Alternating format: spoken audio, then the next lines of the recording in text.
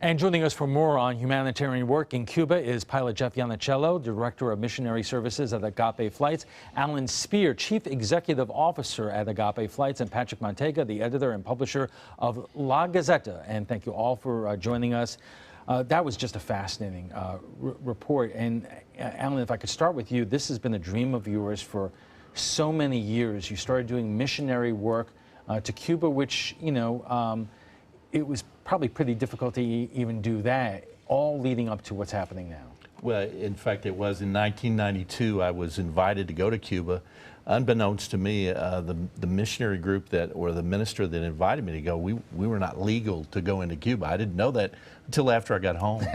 And so the first time I went in 92 was the week of Thanksgiving, fell in love with the people there, and then applied for a specific license with the State Department and began going quite a bit more often. And every 3 years I would have to reapply for that State Department license, and was always granted that license. So, Patrick, you've been following the opening of Cuba for many years. What kind of obstacles and hurdles have there been for organizations like Agape to reach this day? Well, for a long time, the biggest hurdle was the U.S. government. It didn't want you going down there. They made it difficult. The rules were always so complex that it was very hard to follow the rules. It was hard to be legal. Now that things have relaxed a little bit, now some of the issues are down on the Cuba side where they don't quite know how to handle certain things paperwork-wise, or to bring the level of service up that we sometimes expect in the U.S. And in their case, how do you really handle taking this humanitarian from the U.S. when you aren't used to it? And Jeff, you saw that when you first rolled up, they didn't quite know what to do with your aircraft. Yes, sir. Well, it was later told to me that we were the first flight of our kind, in the sense that we were bringing supplies in for a specific group of people. That's never been done before in the modern day Cuba. And so, yes, the rampers, they didn't quite know who we were and what we were doing. And I was kind of fascinated with what you said in Christopher's story, that you delivered these water purification systems, but there they just sat for weeks, only being released now. Did you expect that to happen? And I would imagine for other goods that would be more problematic. Certainly, if it were perishable items, then yes, that would have been a problem. But it didn't necessarily catch us off guard. When you bring stuff into another country, you always have to anticipate that customs is going to want to go through it. So the amount of time it took, we weren't quite sure, but we're hoping that as we continue to do these flights, we'll streamline those relationships, and actually they'll get to know who we are, what we're doing, and that our purpose is to help.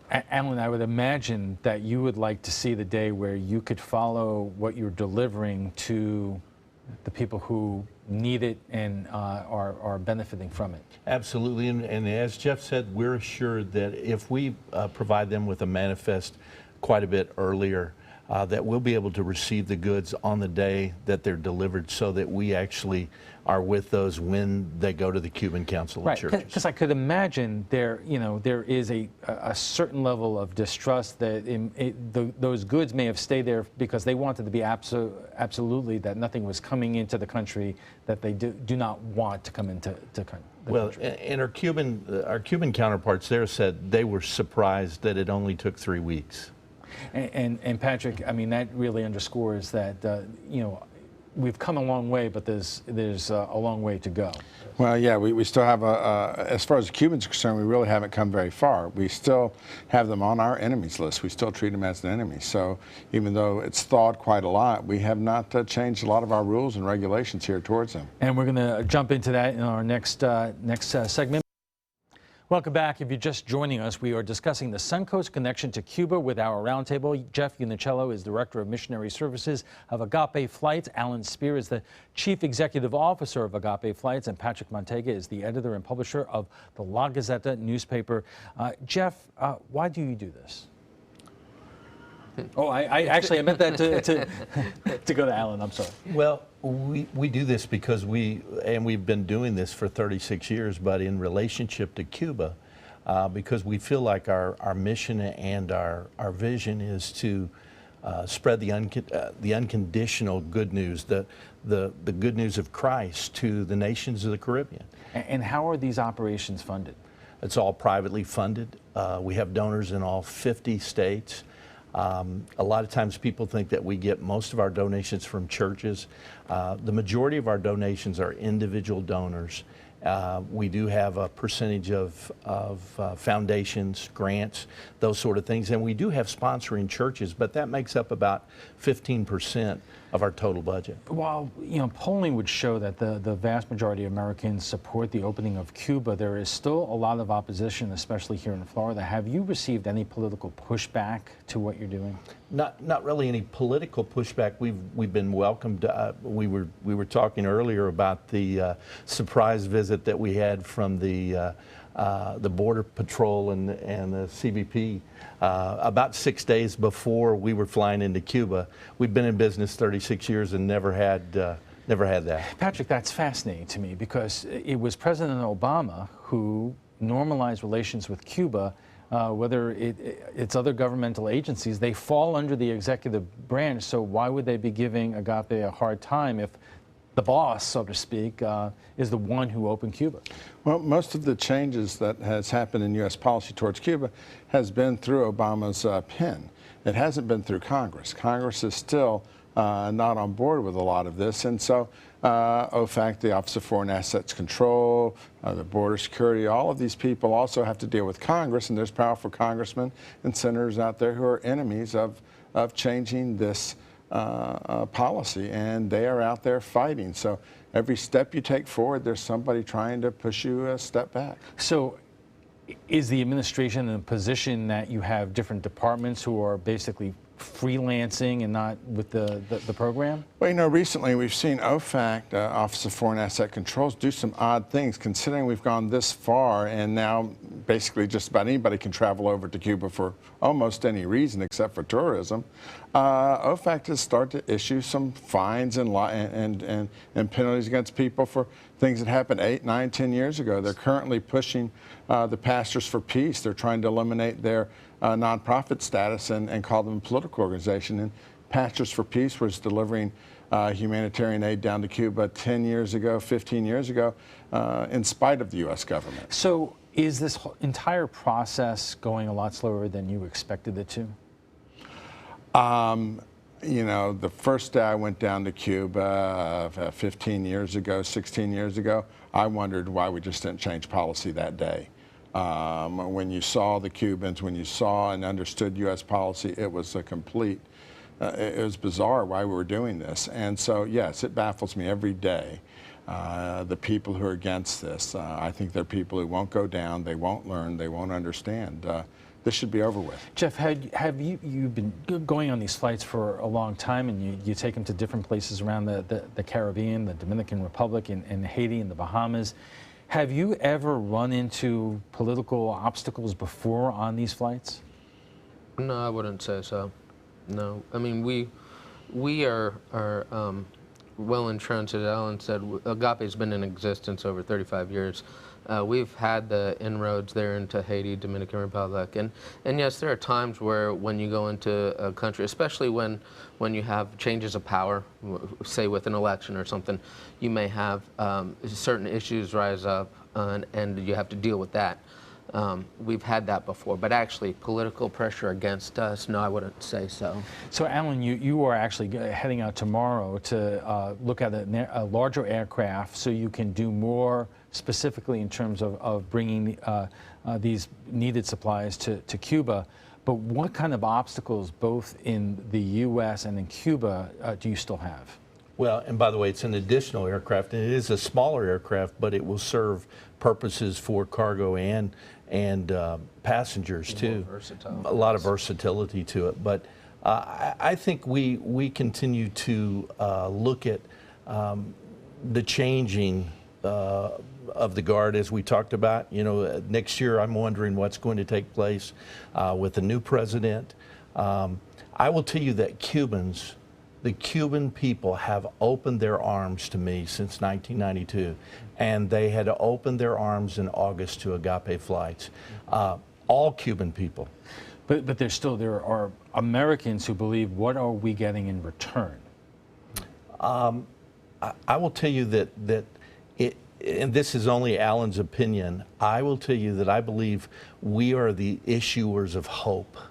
And for Agape Flights, that's why we go, because we believe that we can not only give things like tender mercies and water purification units, but we bring hope to the Cuban people. Now, you made an assumption there in terms of next year and the next president, but Patrick, if Hillary Clinton is elected, you could imagine that the effort to open up Cuba will move along. It is unclear whether a President Donald Trump would do, because I think he's made some statements that he's not going to turn this switch off. You know, I would think that, you know, Hillary Clinton has a better path for moving us forward. But, you know, before President Obama made these changes, she was very much a hardcore person on Cuba and not changing policy. So, you know, I'm not comfortable with either future leader until I actually see what they're doing. And then, of course, both of them have to deal with a Congress that wants to drag its feet. And is there any likeliness? I mean, Congress has been fairly divided, not totally down partisan lines, but mostly when it comes to this issue. Is that likely to change anytime soon? Well, what happens is with the good work these people are doing, with every American who goes down there and comes back, it's getting harder for them to put this genie back in the bottle. It's harder for them to describe a Cuba that we shouldn't be friends with, a Cuba that we shouldn't be dealing with. Every American who goes down there, when you talk to them, they tell you this policy we have is the wrong policy. So, you know, hopefully the opening that we've done at this time, whether it's the Rays playing baseball there, whether it's delivering free food down there, you know, whether it's the League of Women Voters going down there, each one pushes the door open just a little bit more. You know, Alan, in order for this to become more organizations have the ability to do this, you do have to change the minds of Congress. And if you listen to Senator Rubio, he is still very much against the opening of Congress, even in terms of commercial flights. So do you have any plans to appeal to people like Senator Rubio or other members of Congress who are reluctant to go down this path? Absolutely, and we're going to be in conversation with our senators as well as other politicians. In fact, I was reading an email as I came in here about being able to meet with people and talk with them about at least the work Agape is doing, so that we can have an understanding, a clarity. I like your term, what you said there about the genie in the bottle. It's really going to be hard to stuff that genie back in the bottle, but I see us moving ahead and pressing on eventually, hopefully, a flight a week from Venice Airport from Agape Flights, because they need our help and they need our hope. Jeff, when you deliver these goods, tell us what you see in the eyes and what you hear the people who receive, you know, these needed supplies. What do they say to you, and what feeling do you get from them when you deliver these things?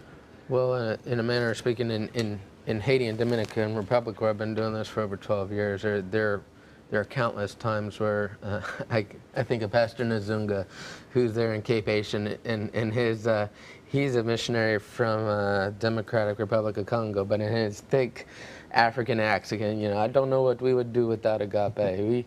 We cannot survive here without Agape. And it's just that appreciation, because many times they don't have that opportunity to go around the corner to Walmart and pick something up. All right. We need to take a short break. Welcome back. We are discussing U.S.-Cuban relations and the work of Agape Flights. Now it's time for final thoughts. And Jeff, let's start with you. What was that experience like, and what are you hoping in the future? Well, for me, after doing so many flights for so many years, to be a part of the first flight that was able to bring goods into Cuba, for me, it's a privilege and an honor to be able to do so. And as we talk about opening these doors, I hope it's the first of very many to come, to be able to provide, as Ellen said, hope to the Cuban people. And Alan, how do you hope your program in connection to Cuba will grow?